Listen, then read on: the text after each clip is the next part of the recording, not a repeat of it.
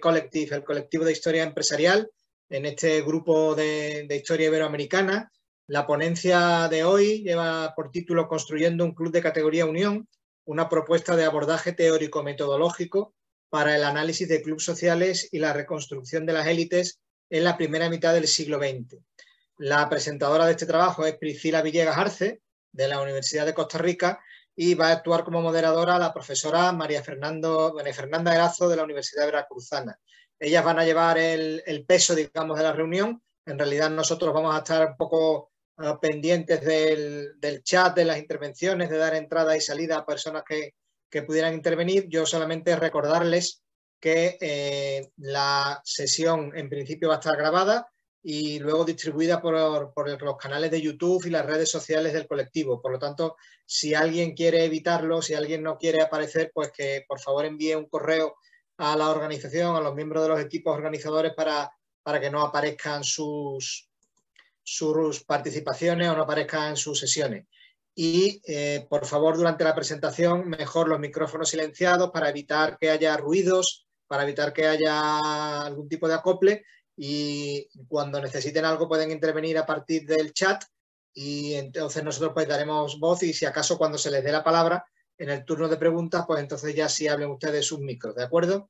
Pues por mi parte nada más. María Fernanda va a empezar con la presentación, yo voy a dejar de compartir para que puedan ellos compartir la pantalla y la profesora María Fernanda, a quien agradecemos en nombre del colectivo su disponibilidad para hacer esta moderación, como también hacemos a la autora, por supuesto, a Priscila, por haber querido compartir con nosotros su trabajo. Pues he dicho, dada este agradecimiento, yo ya dejo de compartir y me quedo en un segundo plano. Adelante, María Fernanda. Vale, gracias. Buenas tardes a todos, buenos días y buenas tardes a todos. Qué bueno estar acá, el primer seminario del año, espero que sean muchos, muchos más. Y les deseo un próspero año a todos. Vamos a iniciar. Esta es la presentación de Priscila Villegas Arce. Su presentación se denomina Construyendo un club de categoría Unión, una propuesta de abordaje teórico-metodológico para el análisis de clubes sociales y construcción de élites en la primera mitad del siglo XX. Priscila es estudiante de posgrado en Historia de la Universidad de Costa Rica.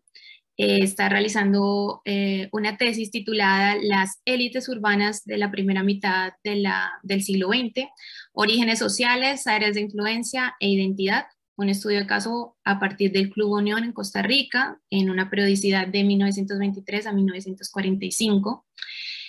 Priscila también es becaria por el Centro María Sibilia Merian de Estudios Latinoamericanos Avanzados en Humanidades y Ciencias Sociales, CALAS, para la Plataforma para el Diálogo sobre Élite, Riquezas y Poder en América Latina. Actualmente se desempeña también como asistente de gestión editorial en la revista Estudios de la Escuela de Estudios Generales de la Universidad de Costa Rica. Bienvenida, Priscila. Como sabes, tienes aproximadamente 20 minutos y posterior a esto se genera la discusión, ¿vale? Perfecto, muchas gracias, María Fernanda, por la presentación. Voy a compartir la pantalla y empiezo la ponencia, ¿no?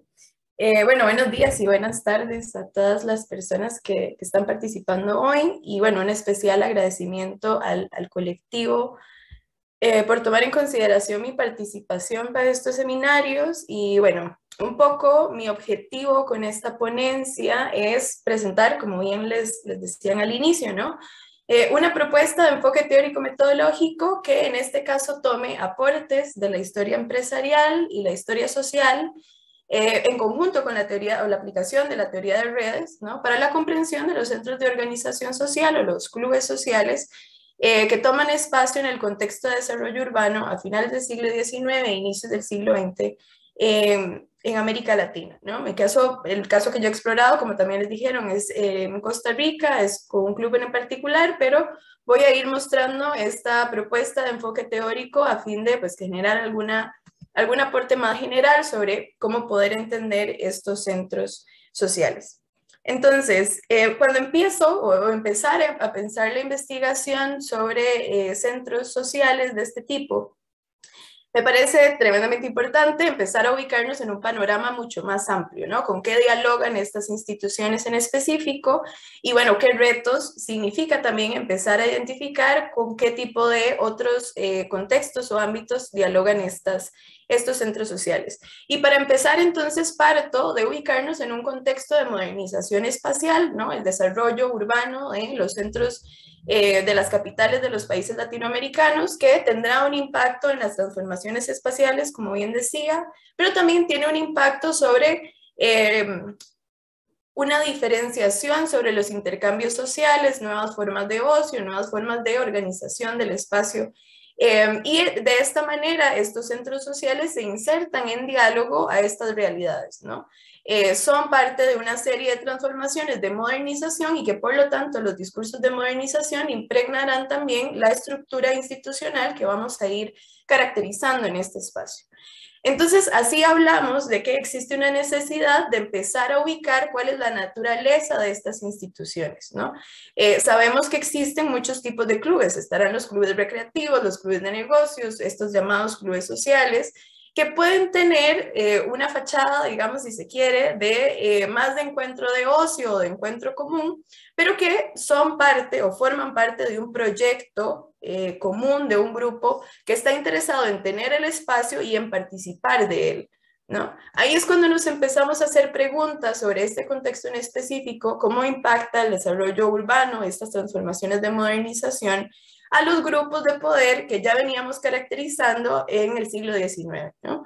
Entendiendo que estas transformaciones de modernización pues también generarán nuevos contextos y habilidades para los grupos de poder, o sea, cambiarán, hibridarán, pero también surgirán nuevos sectores que se inserten a la escena política, económica y social, que también tendrán que establecer lazos con las viejas élites, ¿no? Las élites anteriores. Un poco pensando en que las élites dejan de ser, sí, esta idea monolítica, ¿no? De las oligarquías, en el caso de Costa Rica, por ejemplo, cafetaleras, y empezar a hacerse preguntas más complejas sobre cuál es esa composición real, en qué participan, cómo participan y cómo se dan los vínculos entre las anteriores y las nuevas élites en ese contexto. Y aquí establecemos entonces una doble vía de entender que estos sujetos a los que quisiéramos acercarnos, a poder entender las élites, poder caracterizar las élites, las tenemos que ver a la luz de una institución particular, que en este caso sería el acercarse a un centro social, que por supuesto va a tener una forma de institucionalización de las relaciones que se gesten en ese espacio, ¿no? Es decir, no solo estaríamos hablando del encuentro, del baile, de estas actividades sociales, sino qué se gana al participar de estas instituciones y en términos de la investigación, cómo podríamos rastrear e investigar esto, ¿no?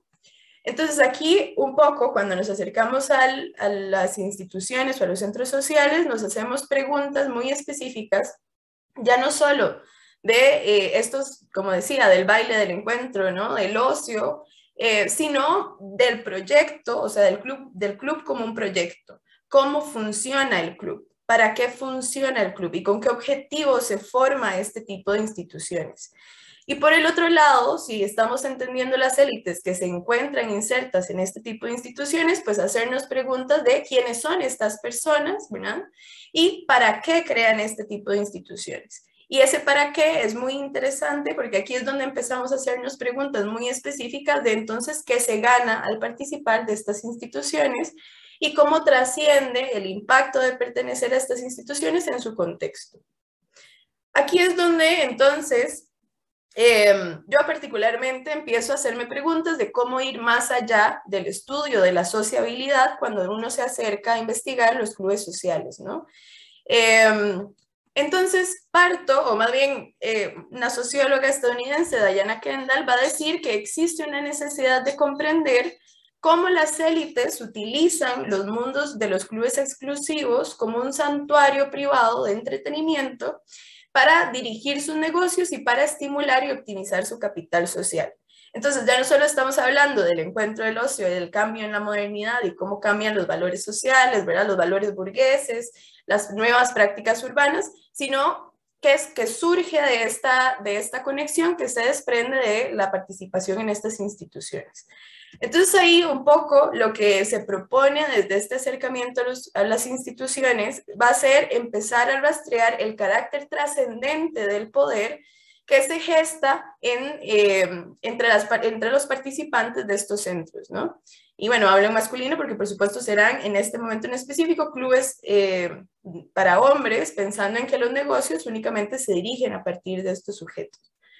Entonces, empezar a entender ese carácter trascendente nos va a llevar a empezar a rastrear las prácticas excluyentes que empiezan a limitar la participación de ciertos sujetos en el espacio social que se está gestando, ¿no? Un poco esto, empezar a hablar de esto en los procesos de modernización es empezar también a dialogar en los nuevos conceptos sobre el espacio privado que, por supuesto, adoptan estos clubes de membresía que empiezan a generar entonces también prácticas excluyentes, ¿no? Quienes van a poder participar del centro, y esto de alguna manera empieza también a dirigirnos a cómo funcionan los flujos de información, o si se quiere, cómo se empieza a encapsular cierta información para ciertos sujetos que se consideran preparados para esa vida social que se empieza a gestar a finales del siglo XIX e inicios del siglo XX.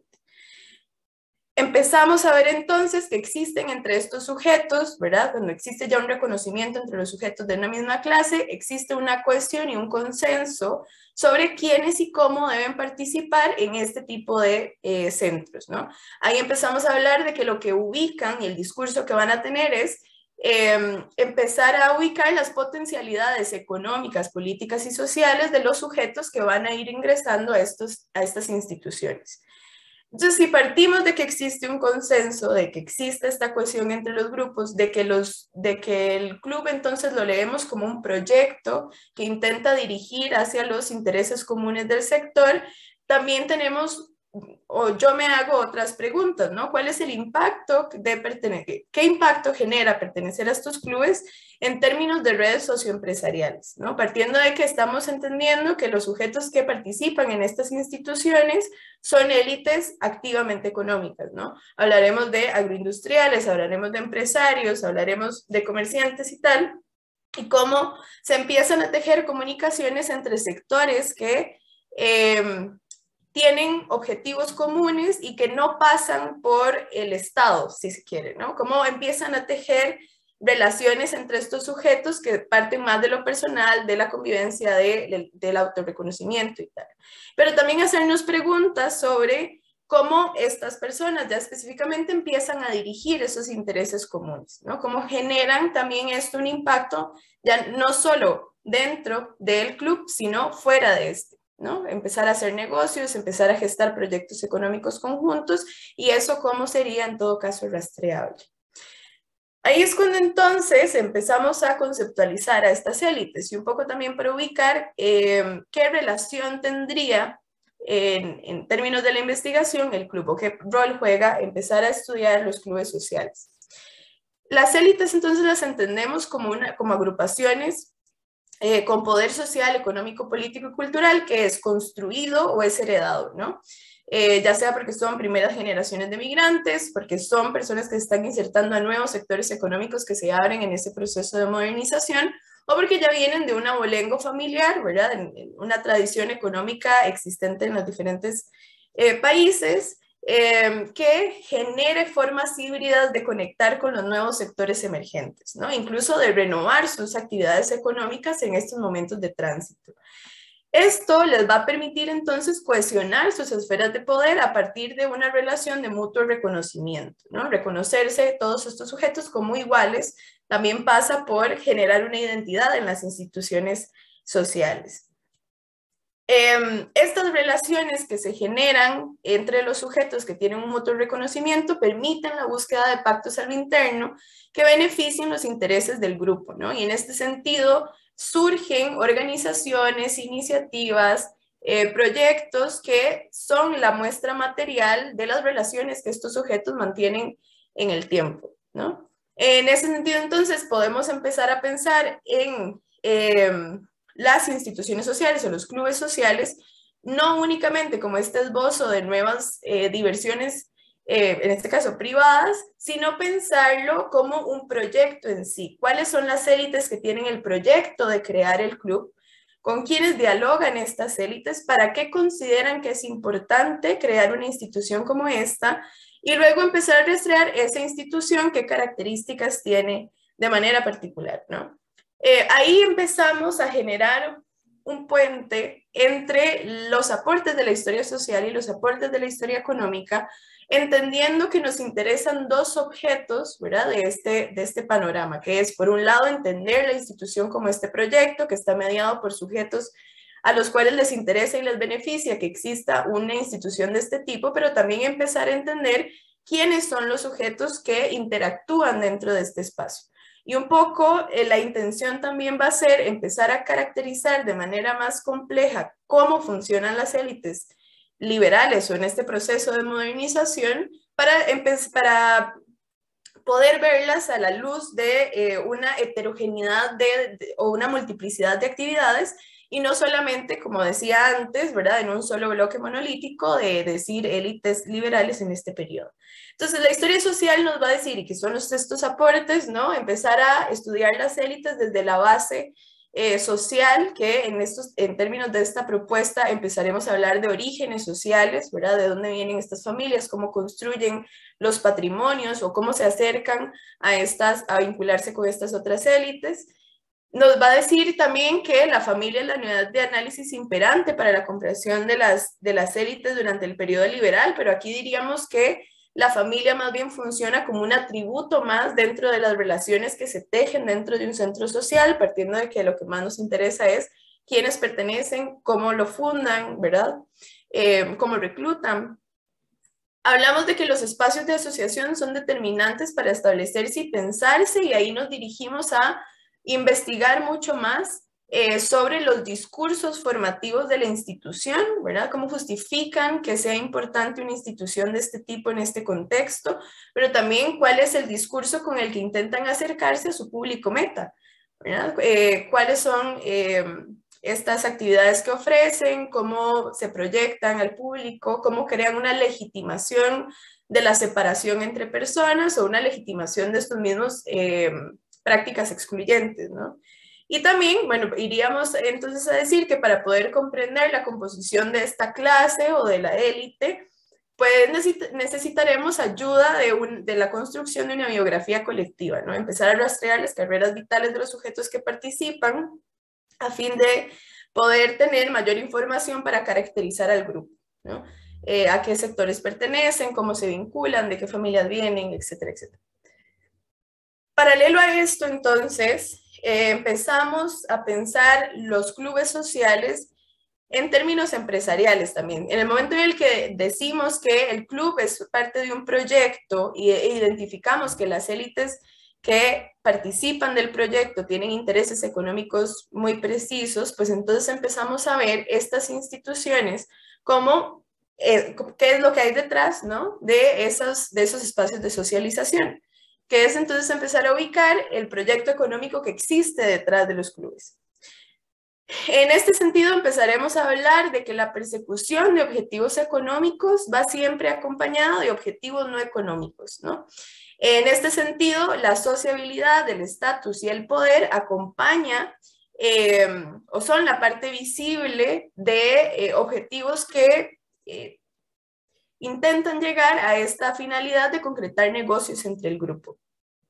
Además, hablamos de que la acción económica, como toda acción, está socialmente impregnada, y eso es importante para pensar que las acciones, las formas de vincularse que tengan los sujetos que pertenecen al centro social, pues estará mediada por las ideas, los discursos, los valores burgueses que se fomentan dentro de la institución, ¿no? Como una forma de estar siempre viendo cómo funciona de manera estructural, pero cómo dialoga con la parte simbólica, cultural, ¿verdad? Y eso cómo impregna también las relaciones y las formas en las que se generan las redes y los vínculos entre los sujetos.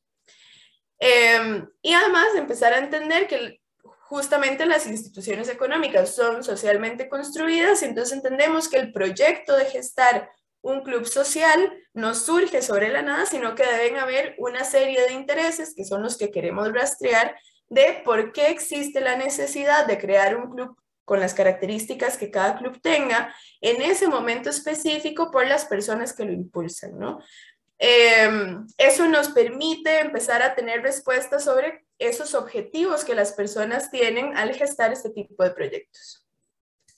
Bueno, pero esto nos genera dos denominadores comunes, ¿no? Por un lado, empezar a estudiar el espacio social, toda esta parte simbólica y cultural de qué es pertenecer, cómo pertenecer y tal.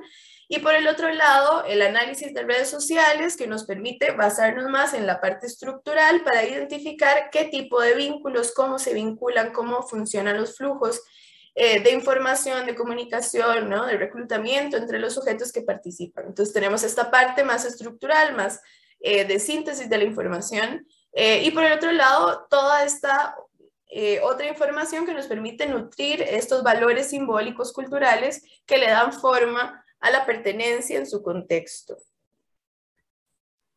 Priscila, perdón la interrupción, ya te queda poquito tiempo, ¿vale? Ok, gracias. Entonces, aquí empezamos para acercarnos a este proyecto, ¿no? Entonces generamos una serie de categorías de análisis, ¿no? La primera va a ser acercarnos a los orígenes sociales, identificar quiénes son estas personas, hacer esta biografía colectiva, rastrear sus patrimonios, cómo se construyen socialmente como familias de abolengo, por ejemplo. Identificaremos las áreas de influencia, que esto es una forma de sistematizar la información partiendo de en cuáles sectores sociales, económicos, políticos, culturales participan o tienen influencias estas personas, ¿no? A forma de generar este panorama de cómo se componen los sujetos, pero también cómo interactúan entre ellos, qué tipo de sectores se están comunicando dentro de las instituciones.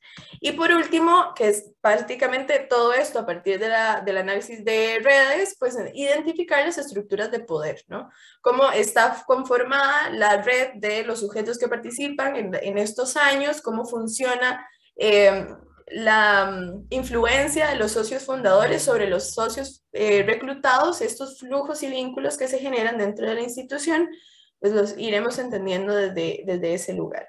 Y bueno, como ya les comentaron, yo lo que he estado haciendo como parte de mi tesis de maestría es un poco ubicar esto, ¿no? Los orígenes sociales, las áreas de influencia y la identidad, para el caso particular del Club Unión de Costa Rica, y yo me empiezo a hacer preguntas sobre cuál es la composición de estas élites, cómo funcionan sus mecanismos asociativos y qué influencia tienen durante esa primera mitad del siglo XX cuando hablamos del carácter trascendente de estos lazos de confianza o del poder, ¿no?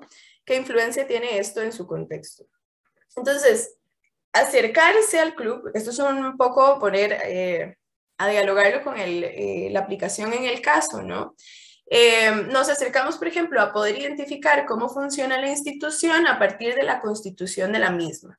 Entonces sabemos que se está partiendo un poco de rastrear esa naturaleza de la sociedad, pues identificaremos cuál es la organización administrativa, cómo se establecen los capitales, cómo se distribuyen las acciones, qué categorías de socios existen, y entonces ahí podemos empezar a armar esa jerarquización que existe dentro de la institución para también poder, en esto de la estructura del poder, identificar cómo se vinculan y quiénes se vinculan con quiénes para gestar nuevos proyectos económicos. Ahora, el título de esta ponencia, Construyendo un club de categoría Unión, se basa porque los clubes de categoría Unión funcionaron en toda América Latina, ¿no? Que es algo que salta en la investigación. Lo interesante es que todos estos clubes parten de manera muy general de la intención de unir sectores económicos que se venían diversificando en estos procesos de modernización. Un poco funcionar como un puente entre las élites que ya tenían una trayectoria histórica de participación económica y por el otro lado empezar a vincularse con los nuevos sectores que emergían en estos procesos de cambio. Entonces, un poco cómo se construye esto o cómo se analizan estos otros flujos y relaciones entre los sujetos. Podemos partir del ejemplo, para caracterizarlo, del reclutamiento, ¿no? El reclutamiento se vuelve una práctica muy importante, no solo porque nos permite rastrear quién recluta a quién, ¿verdad? Sino porque sabemos que la institución tiene una serie de pautas de escrutinio social en donde harán votaciones públicas para poder aceptar a los sujetos. Todos los socios accionistas deberán estar de acuerdo en que un sujeto ingrese al centro. Y todos estos procesos de selección marcan también cuál ha sido ese proceso de decantar, ¿verdad?, las propuestas de participación que tienen dentro del círculo.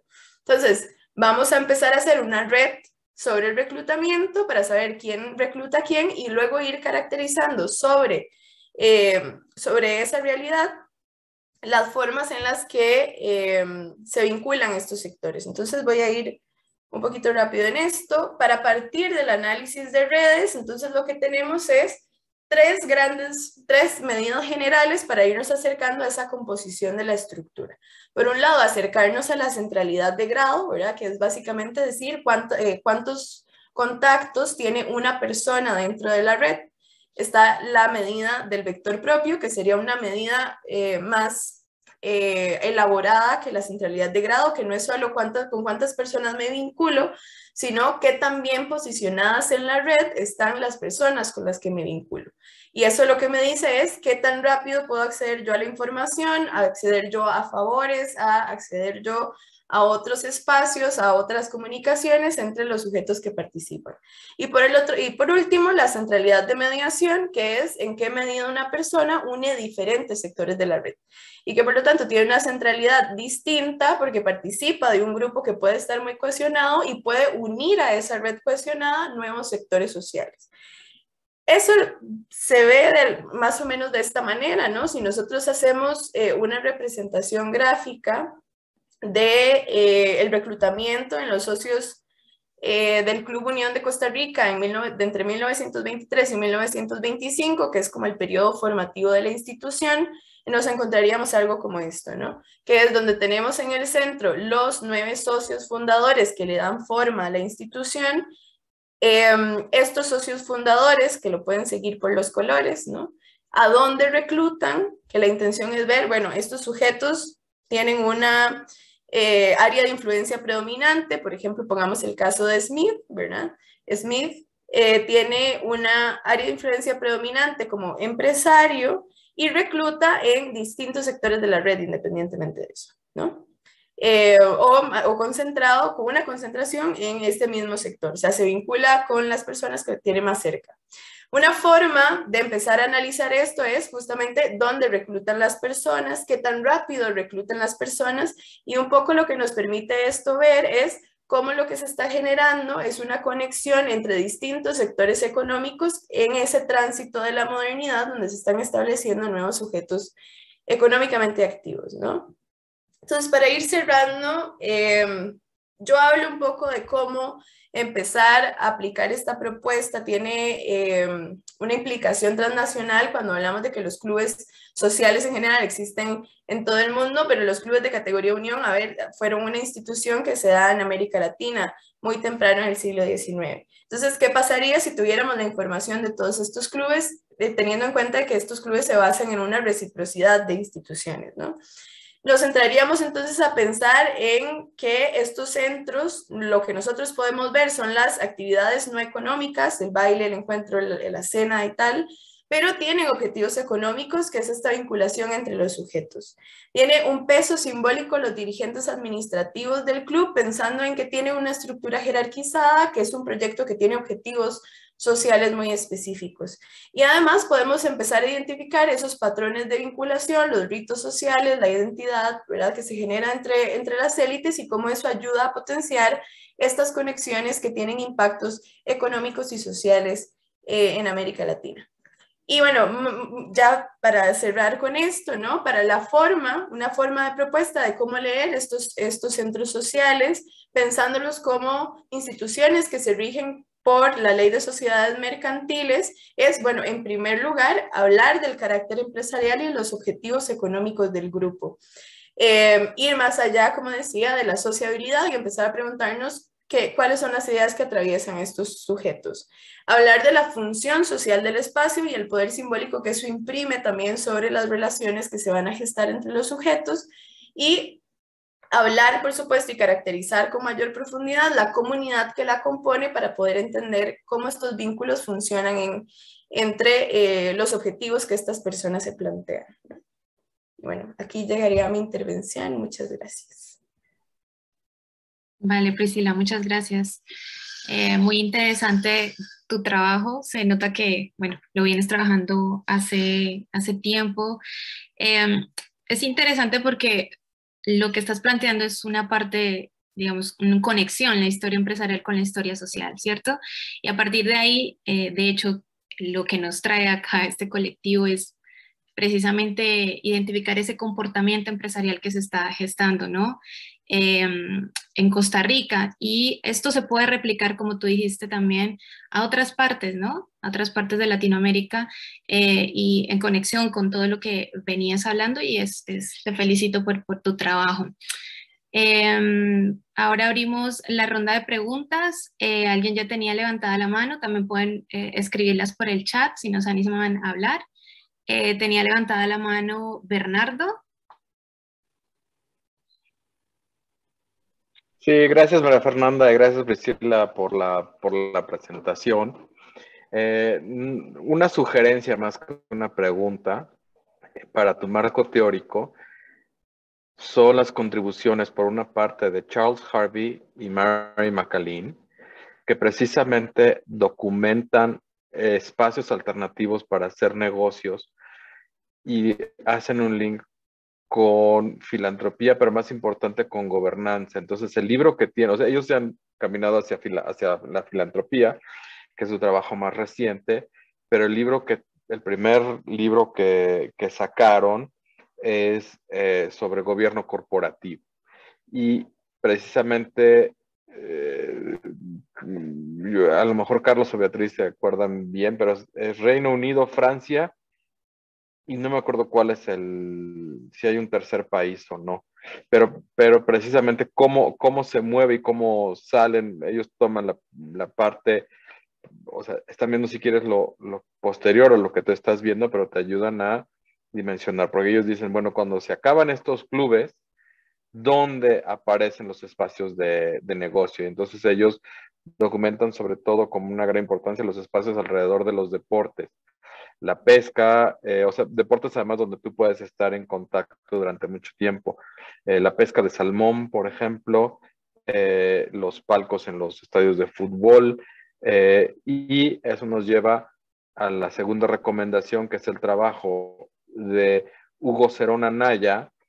Su libro se llama Privilege at Play, es de Oxford University Press, y Hugo lo que hace es que toma el caso de el golf como un espacio de negocio y él sí lo recorre él lo recorre desde el inicio del inicio del golf como deporte y cómo se forman esos clubes de golf y entonces él no llega a hacer ese análisis de redes que tú haces muy interesante, ¿eh? Pero yo creo que estos dos te pueden ayudar a precisamente ligar y acabar de puentear estas dos ideas entre sociología e historia empresarial, porque ellos, o sea, Hugo es sociólogo y entra y toca un poco a la historia empresarial. Charles y Mary, ellos son de historia empresarial y entran un poco a eso, ¿no? Pero bueno. Muchísimas gracias por las recomendaciones. Vale. ¿Alguien más tiene una pregunta? Bueno, acá parece que Julio tiene levantada la mano y luego seguimos con el profesor Dávila. Gracias, María Fernanda y Priscila. Bueno, interesante la propuesta y lo que vas desarrollando de análisis. Yo quería que de pronto nos ampliaras más acerca de esa perspectiva que nos contabas del club como negocio. Está bien, digamos, el análisis que estás desarrollando de redes de cómo estos clubes pues, son una plataforma de organización para los empresarios, pero me quedó sonando también la otra perspectiva de qué nos puedes contar más sobre estos clubes como negocios, cómo se financiaban, eran o no sostenibles, quiénes los dirigían, cuáles eran sus estructuras, etc. Esa sería pues como la primera pregunta. Lo otro es más una duda muy puntual. En el caso pues de la región que yo estudio acá en Colombia,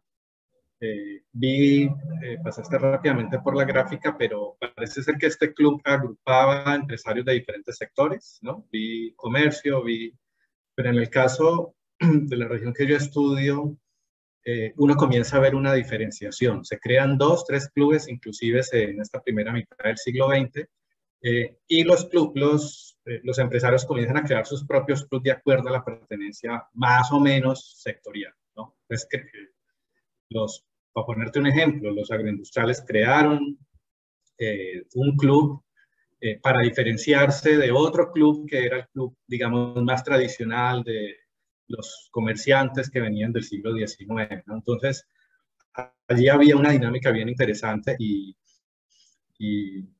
entonces me preguntaba eso acerca de cómo era en Costa Rica, en el caso que tú estás estudiando. Gracias. Si quieren, hacemos unas 3 preguntas, después las puede responder Priscila. Tenía levantada la mano el profesor Dávila.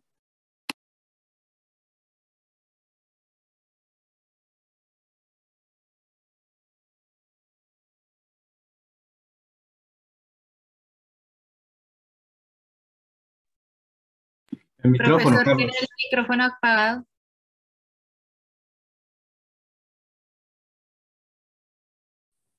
Sí, gracias Priscila, que muy interesante que la tesis sea de máster, porque eso quiere decir que tiene mucho más tiempo para hacer muchas más cosas y que a nivel de máster se pueden hacer cosas interesantes. Unas pequeñas sugerencias, entendiendo eso. Yo creo que hay un asunto teórico de fondo y que influye, digamos, sobre qué investigar y cuándo y cómo. Me parece a mí que más que los clubes per se, donde hay una literatura muy valiosa en América Latina, muy valiosa en Estados Unidos y en Inglaterra, y en América Latina, muchos estudios empíricos no son tanto sobre los clubes per se, sino sobre las élites. Que mi sugerencia inicial sería, ¿por qué no miras toda esa teoría, lo que es la sociología política? Hay N estudios muy importantes, corrientes teóricas que se llaman la sociología de las élites, de orientaciones muy diferentes, de los funcionalistas, los marxistas, los otros. Eso tiene una larguísima tradición en Estados Unidos y en Inglaterra. Segunda cosa, si uno mira eso, entonces, me parece que el análisis de redes, sin duda, que da una finura grande, pero a esa finura le puede faltar teoría. Y la teoría me parece que no proviene realmente la fortaleza teórica para entender la finura de la medición de las redes. No viene tanto de la teoría de las redes, viene de la teoría política, la sociología política. Es decir, si son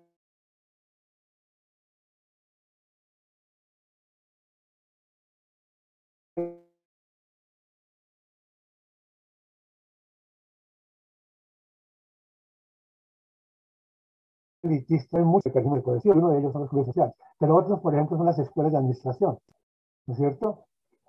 Pero bueno, esos son meramente para sugerir.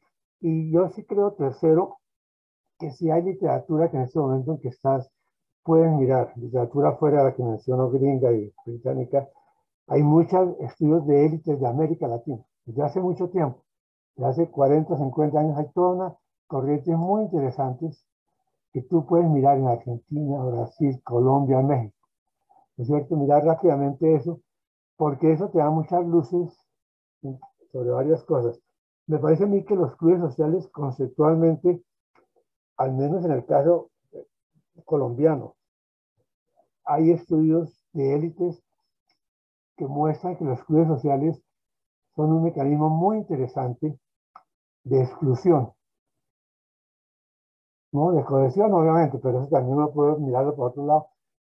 Entonces, por lo menos en 8 ciudades, conozco el caso de 8 ciudades colombianas que se han estudiado, ciudades intermedias de Colombia, y en todas esas ciudades había 2 clubes. y hay todavía, pero hace unos años había dos clubes. El club de la pura élite, la vieja élite económica y social, y segundo, el club de los nuevos ricos, que eran gente, generalmente, por ejemplo, comerciantes, ¿no es cierto? En todas las ciudades colombianas, comerciantes que no los aceptaban en los clubes sociales, de la pura élite, porque les parecían nuevos ricos o lo que fuese. La verdad que eso es muy interesante, no creo que se refleje en todos los países, pero es muy interesante porque entonces esos nuevos sectores, al ser rechazados, crearon sus nuevos clubes, ¿no es cierto? Y años después, digamos de los años 90 y tal, la cosa terrible del narcotráfico, en Colombia al menos, hizo eso evidente. Obviamente los narcotraficantes no podían entrar a los clubes sociales. Entonces el caso de la ciudad donde está Julio César, que se llama Cali. La ciudad de Cali es fascinante, porque el club de la élite, que es el Club Colombia, ¿no es cierto? Los narcotraficantes se dieron el lujo, obviamente estaban rechazados, se dieron el lujo de construir una réplica del club arquitectónico, con un sentido muy interesante. De manera que eso me llama la atención. Y en el caso de Colombia, pero yo creo que en otros países, México, hay fuera de esas cosas, hay también estudios, o al menos historias de los clubes, que obviamente son elogiosas, sesgadas, no tienen notas de pie de página, pero que son buenísimas como fuente de expresión de lo que el club quiso mostrar. Aquí en la ciudad de Bogotá, por ejemplo, hay por lo menos dos clubes muy viejos todavía. Todavía la gente se mata por entrar a ellos, pero obviamente son muy duros, son cada vez más cerrados. Pero hay N clubes, desde los clubes de los nuevos ricos no narcotraficantes de hace 40 años, hasta los clubes claramente aquí en Bogotá de los narcotraficantes. Eso es fascinante. Y lo del narcotráfico también, antes del narcotráfico, los inmigrantes. Los inmigrantes, por ejemplo, la ciudad de Cartagena, en Colombia, los inmigrantes que eran rechazados del Club Cartagena por ser inmigrantes, crearon sus clubes sirio-libaneses, que en muchas ciudades hay, etcétera, etcétera. Pero me parece fascinante, y si quieres podemos hablar, yo te doy algunas sugerencias bibliográficas, pero lo que me parece más interesante es que tienes todavía mucho tiempo por delante. Para hacer una buena tesis de máster y después irte para algún país de esos que han hecho tantos estudios sobre las élites de Estados Unidos e Inglaterra y hacer una tesis doctoral. Me parece fascinante el caso. Muchas gracias. Gracias, profesor Dávila. Te leo la última pregunta de esta ronda y después sigues para tus comentarios. Ariel Bustamante te hace una sugerencia y después una pregunta. Dice, añadir línea de tiempo presidenciable para asociar el crecimiento o decrecimiento económico de los participantes del club según la orientación política que practicaban, liberal, conservador, social, etc. En la misma línea de tiempo, asociaría el PIB y se comprendería mejor si el impacto era o no favorable para los clubes. Y aquí va la pregunta. Vi que sectorizaste por industria las interacciones empresariales. ¿Se profundizó por tipo de negocios más detallados? Por correlación, entendería que los flujos eran por commodities, materias primas. ¿Cuáles eran esas? Ok, bueno, voy a responder primero la de Julio, ¿no? A mí me parece muy interesante ubicar en otros contextos esta rivalidad más clara entre la gestión de clubes. Costa Rica en ese contexto tuvo la particularidad de que el único club que existía antes del Club Unión, que se llamaba el Club Internacional, funcionó para estas élites, ¿no? Más tradicionales, esta oligarquía cafetalera, que era lo que hay acá. Cesa, o sea, no llega muy lejos de este club, se tiene muy poca información, aunque hay un artículo que habla un poco de cómo funcionaba y tal. Y luego surge el Club Unión en el centro de la ciudad de San José, en un momento muy interesante donde se estaba haciendo inversión en edificios, ¿no? En esta modernización de las instituciones del Estado. Entonces llega a formarse como un club que es algo nuevo, digamos, ellos se proyectan a las personas que se habían establecido como vivienda, las élites que se habían transitado a generar un espacio habitacional en el centro de San José, como este espacio de encuentro, ¿no? Que eran unas élites muy específicas, que eran estas élites que venían de la participación en la agroindustria, pero que estaban vinculándose ahora con nuevos sectores comerciales, ¿no?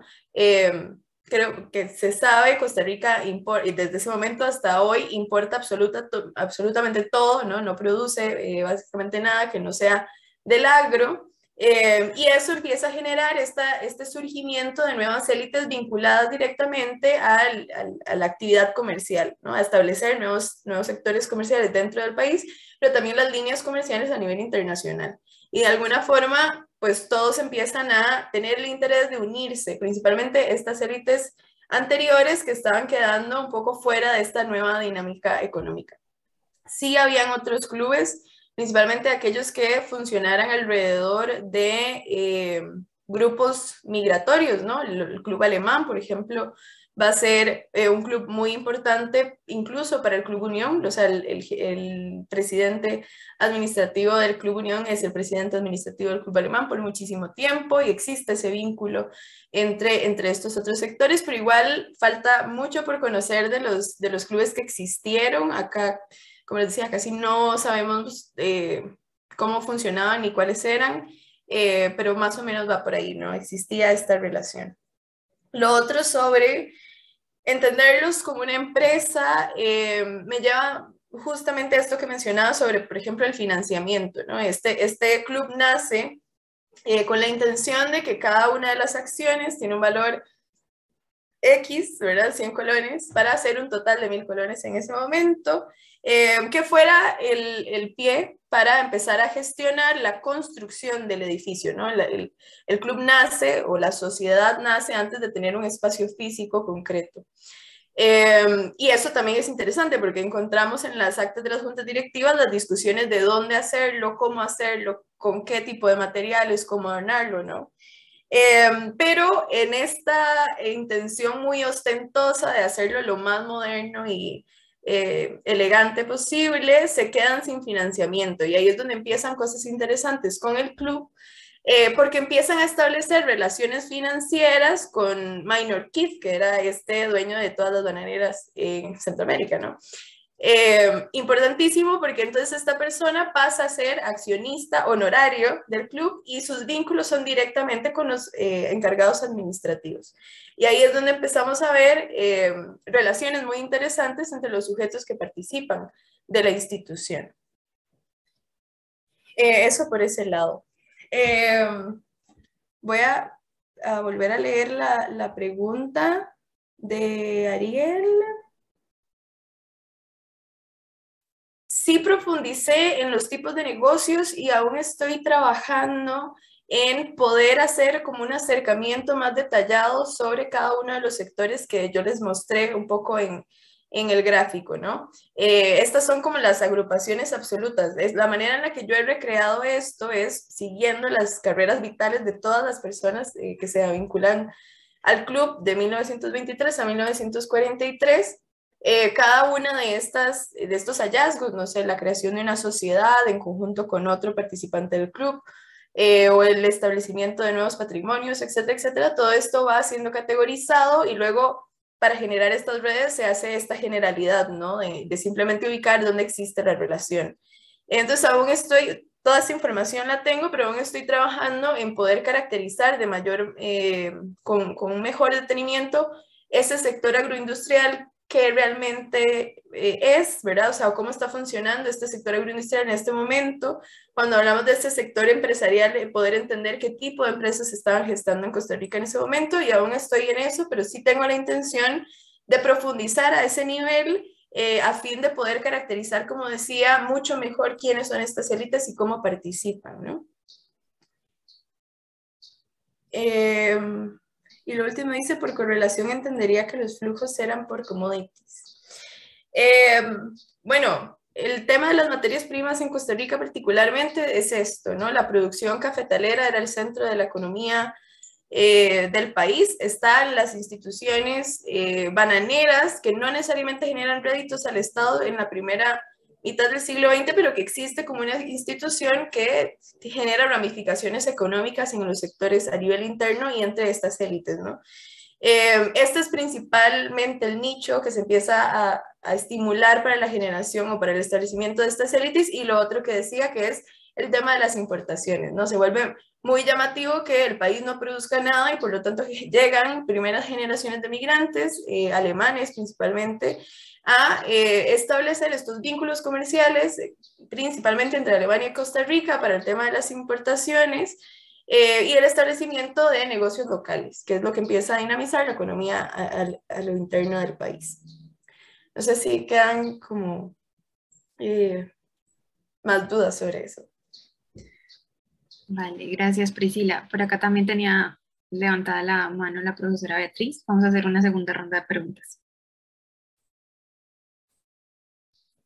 Priscila, muchas gracias por tu presentación. Esta es la segunda vez que te escucho y realmente en esta ya se nota la cantidad de información con la que estás trabajando, así que felicitaciones. Tengo una sugerencia y una pregunta. La sugerencia es que dentro de la caracterización empieces a utilizar indicadores como por ejemplo, ¿cuántos clubes son? ¿Cuántos miembros en total son de los clubes dentro de esta categoría de Club Unión? ¿Qué porcentaje representan de los miembros totales de la membresía a clubes sociales? Un poco porque tú estás hablando de un caso que es un país, Costa Rica, que necesitas explicarlo en detalle al mundo y eso te puede ayudar con algunos indicadores, sobre todo en esto que mencionas al final sobre que hay clubes, que sí hay clubes de inmigrantes, que sí hay otros clubes de comerciantes, entonces sería bueno que caracterizaras esos clubes y esa membresía, esos clubes y lo que significa en la categoría de los que tú estás, los miembros de clubes que tú estás estudiando dentro del país. Y también pensando en en la élite, o sea, si es una población de 5 millones de habitantes y 100.000 son miembros a clubes, entonces esta es una élite grande, pequeña, concentrada, que además concentra la propiedad. Y ese es entonces otro indicador, sugerencia es de las empresas de Costa Rica durante el periodo, cuántos de esos dueños de empresas están dentro de estos clubes. Y la pregunta está relacionada con, tú mencionas dentro de la red, lo que presentaste dentro de la red es, estás tomando si la relación es por relaciones políticas o por relaciones económicas de tipo de sector. Y me preguntaba si en las relaciones políticas estás diferenciando de alguna forma el socio yo soy político y yo traigo a un socio que es exclusivamente político, o traigo a un socio que es empresario pero a su vez político, porque estás estudiando un periodo en la historia económica y empresarial de América Latina en donde precisamente no había la distinción entre la profesión ser político y solamente ser un actor empresarial no es tan clara. Muchos empresarios pasaban a ser ministros o pasaban a ser presidentes de la República, entonces, ¿cómo estás teniendo en cuenta eso o si no has pensado cómo diferenciar? Gracias. Gracias. Levantó la mano también la señora Aida Calvo. Ok, hola. Hola, ¿me escuchan? Sí. Adelante, Aida. ¿Sí? Ok, buenas tardes, buenos días. Priscila, muchas gracias por tu presentación. Yo creo que también voy en la línea como del comentario y la pregunta de la profesora Beatriz en términos de, primero, ¿cómo ves cómo la relación del Club Unión, como cuando tú dices que lo vas a seguir como por Latinoamérica? Por ejemplo, en el caso colombiano, en Medellín, aún hay un Club Unión, no sé si sea de la misma categoría, pero dice que surgió en 1894, ¿sí? y ahí dan unas explicaciones y aún sigue vigente. Entonces, ¿cómo lo has pensado relacionar del caso de Costa Rica al caso de Latinoamérica, sobre todo por el periodo que estás trabajando, que es tan importante para trabajar, para relacionarlo con el concepto de élite y de configuración como el campo? Considero también que el campo de la sociología política te puede ser muy pertinente por el lado de élites y también desde teoría del campo, desde teoría sociológica. Se me hacía cuando estabas presentando como todo el tema de la distinción en Pierre Bourdieu, el tema de capital, o sea, qué tipo de capitales se configuran, si son capitales sociales, económicos, políticos, y si vas a mirar la estructura, o sea, el club, o el agente o el actor, que serían pues esos empresarios, esa línea como de trayectoria de los sujetos que actúan allí. Entonces, pero muchas felicitaciones, muchas gracias por tu presentación y bueno, interesante empezar con este tema, las jornadas del 2022. Gracias. Muchas gracias. Gracias, Aida. Por acá te hago la última pregunta y cerramos esta ronda. Bueno, Ariel Bustamante te dice que gracias por la respuesta. Carlos Espinosa también te dice que felicitaciones, muy clara tu exposición. Y hay una pregunta de Claudio Kramer y dice, para disminuir riesgos dentro de una inestabilidad política y económica, los grupos económicos en América Latina diversifican sus inversiones en diferentes sectores, entre paréntesis, industria, comercio, etcétera. Cierro paréntesis. Tienden a no ser solo agricultores o industriales. Esta situación, ¿cómo afecta a las redes? Ahí vendría la pregunta. Esta situación, ¿cómo afecta a las redes entre grupos económicos dentro de este tipo de club? Ya no solo entre sectores, sino entre intergrupos.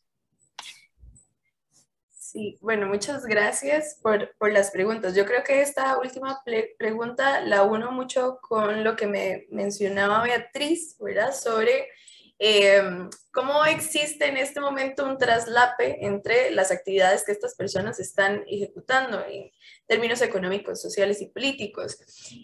La manera en la que yo resuelvo, porque esta es una pregunta que yo me hacía también cuando me acercaba, ¿no? ¿Cómo logro caracterizar esto que llamo áreas de influencia a fin de que sean variables excluyentes entre sí, que me permita analizar y medir de estas maneras? Y bueno, algo que yo hice cuando estaba haciendo la reconstrucción biográfica de cada una de estas personas era ir retratando nada más las cosas que me encontraba, ¿no? Si había participación económica, pues había participación económica. Si tenía una participación política en X tiempo administrativa, pues existía esta participación política.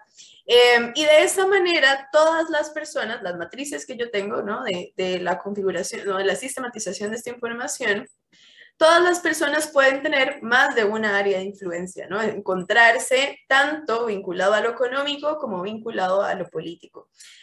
La diferenciación está en establecer para cada sujeto un área de influencia predominante, que es a partir de este rastreo de información de cada sujeto, poner en una balanza, ¿verdad?, cuáles han sido sus mayores aportes en estos sectores.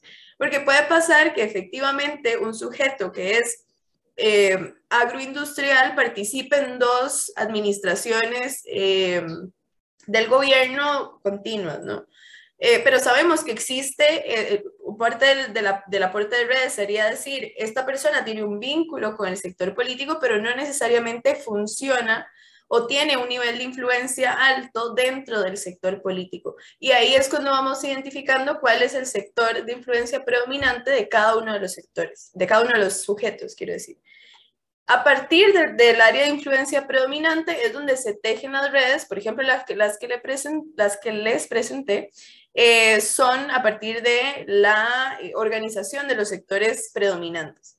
Entonces, la intención ahora es poder hacer ese acercamiento a cada uno de estos grupos, ¿no? Un poco lo que yo les presentaba tenía tres grandes grupos, ¿verdad? El sector agroindustrial, el comercial, empresarial y el sector público.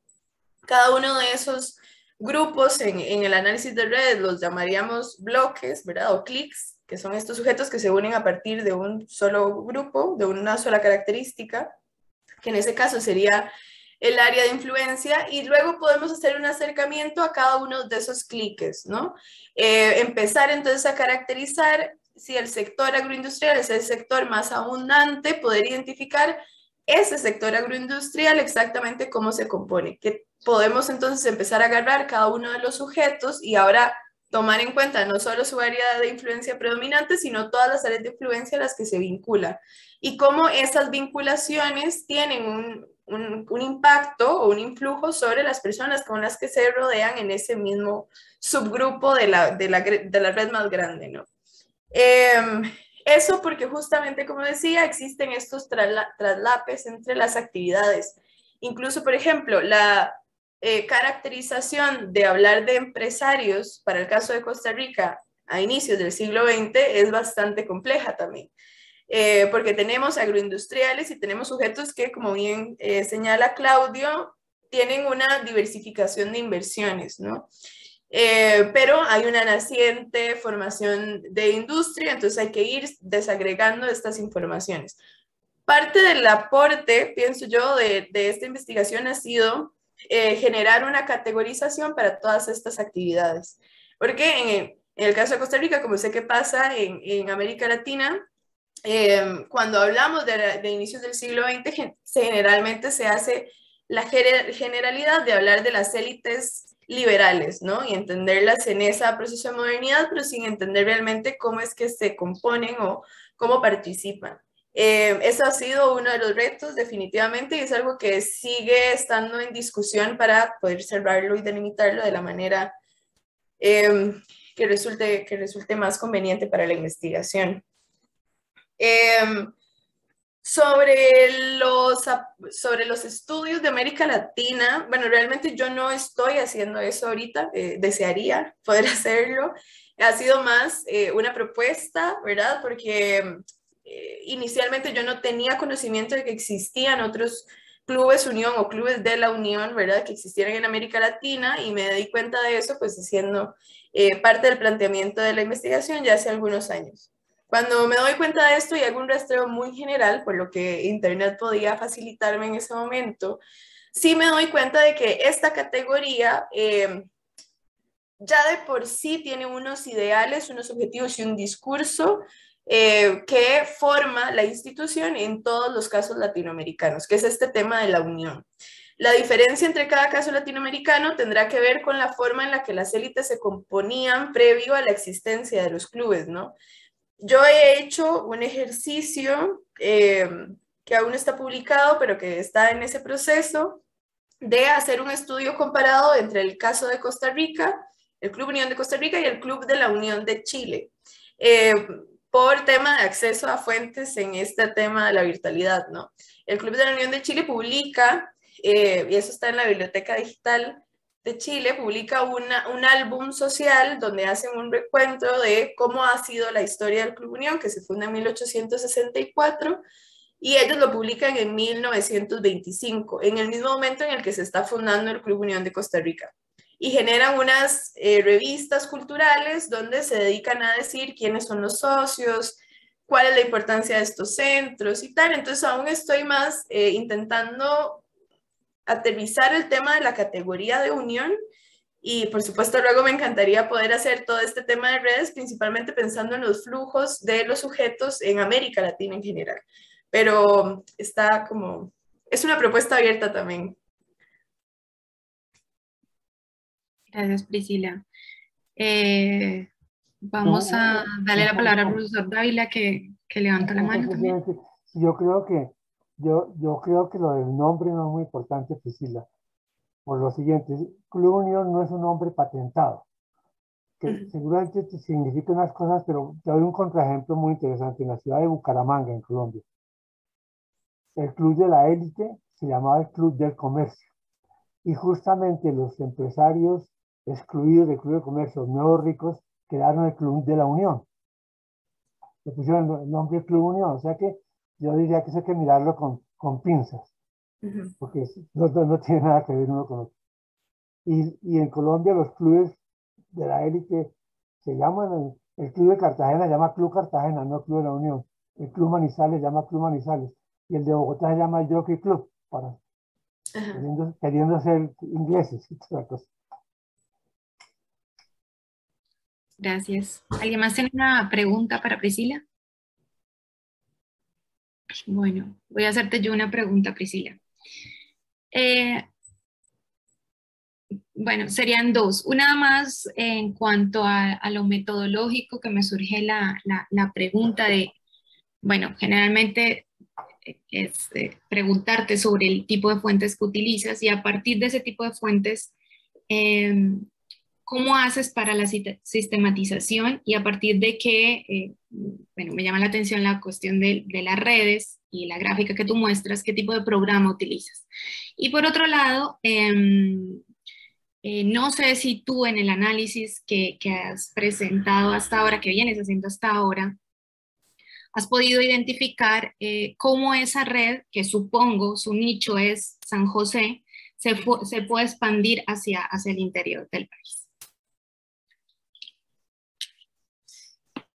Muchas gracias por la pregunta.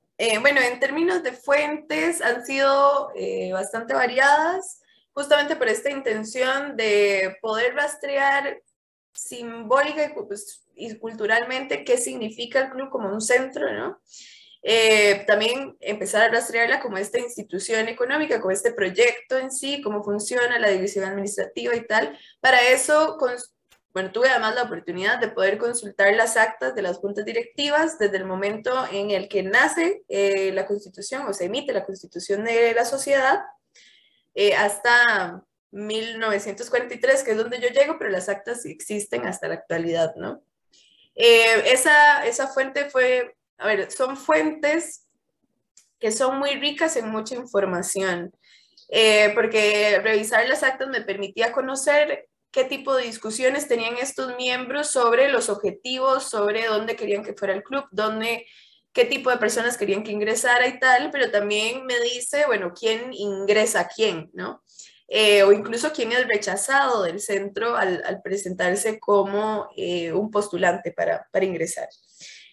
También me da la información sobre los reglamentos internos, los estatutos, este tipo de normativas que le dan forma a la institución en general, que es lo que les permite esta vía como más justamente institucionalizada de las relaciones que se dan ahí.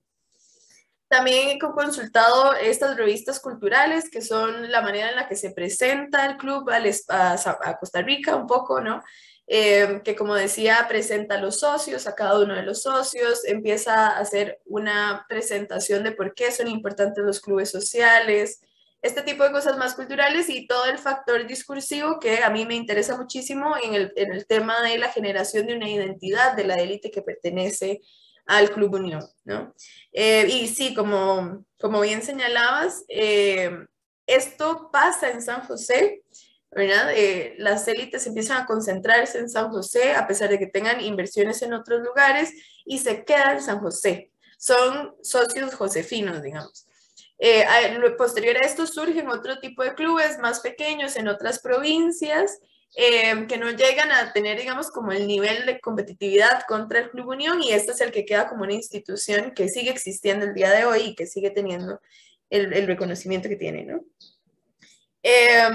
Con el tema de la reconstrucción más de las biografías de los sujetos, pues lo que hago es un rastreo en archivo,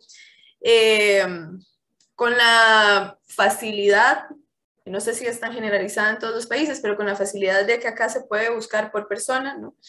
Y eso me facilita poder encontrar grandes cantidades de fichas sobre un solo nombre de sujetos, y ahí lo que hago es revisar y revisar dónde participan, qué tipo de vínculos han tenido, si han tenido sociedades, sus patrimonios, las familias.